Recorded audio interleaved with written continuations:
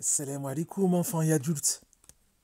Subhanallah, je suis vraiment impatient de vous faire découvrir le prochain promis au paradis de son vivant.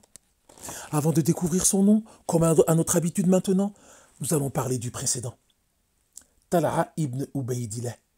Rappelez-vous, s'il fallait retenir que peu de choses de ce super-héros, retenons s'il vous plaît ensemble qu'il était un compagnon donc promis au paradis de son vivant, qu'il était le héros de la bataille de Uhud, qu'il était l'époux Kelthum, la fille d'Abu Bakr, et que c'était un martyr marchant sur terre. Aujourd'hui, sans plus tarder, découvrons ensemble qui était ce jeune homme qui a dit à sa mère « Oh ma chère mère, si tu avais 100 vies et que tu mourrais 100 fois sous mes yeux, cela ne me ferait pas quitter ma religion. » Qui était cet homme pour qui le prophète alayhi salatu salam était prêt à sacrifier son père et sa mère? Qui était ce pieux dont les invocations étaient exaucées par Allah subhanahu wa ta'ala? Et oui, vous avez entendu tous ses mérites.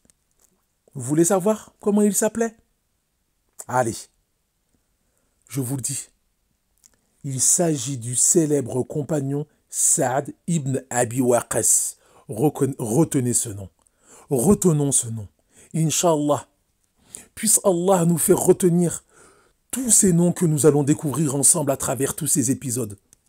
Puisse Allah nous les ancrer dans le cerveau, nous les ancrer dans le cœur. Puisse Allah nous les faire aimer pour être nos modèles. Puisse Allah nous faciliter à faire tout notre possible pour les suivre. Amin ya Rabbil Alamin. Notre super-héros du jour, malgré son jeune âge, il était doté d'une maturité et d'une sagesse impressionnantes. Cette sagesse le poussa très vite à se convertir à l'islam, de telle sorte qu'il fut le 3e homme converti. Il avait pour habitude de dire avec fierté « Durant 7 jours, j'ai représenté le tiers de la Ummah. » Masha'Allah. Peu avant sa conversion, Saad fit un rêve étrange. Il se vit en rêve dans une obscurité la plus totale. Soudain, il aperçut la lumière dans la lune. Il s'en approcha et aperçut 3 personnes l'ayant précédé, Abu Bakr, Ali et Zayd ibn Haritha. Il comprit qu'Allah lui voulait du bien.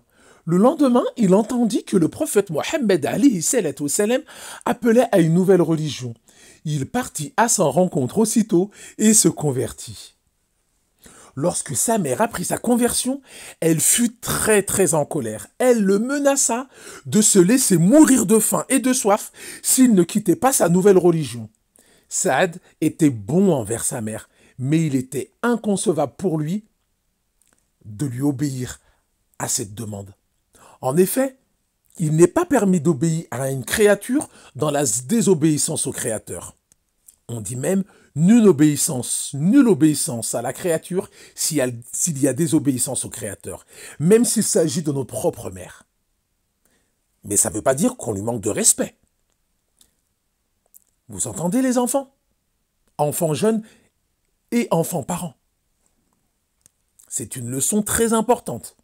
Si nous avons des parents non musulmans ou des parents qui nous demandent de désobéir à des choses qu'Allah ne permet pas, nous n'obéissons pas, mais nous ne manquons pas de respect à nos parents.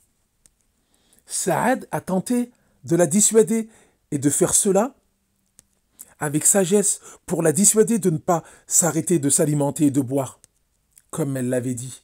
Mais malheureusement, elle a mis sa menace à exécution. Elle a donc arrêté de se nourrir et de boire. Au bout d'un jour, elle commençait déjà à ressentir une forte fatigue. Et Saad revint la voir et lui dit « Ma chère maman, par Allah, si tu avais 100 vies et que tu les perdais toutes l'une après l'autre, cela ne me ferait pas quitter ma religion. Alors nourris-toi. » Et lorsqu'elle vit sa détermination, elle recommença à s'alimenter. Allah révéla au sujet de Saad un verset dont je vous ferai part, Inch'Allah, dès le prochain épisode. Assalamu alaikum wa rahmatullah.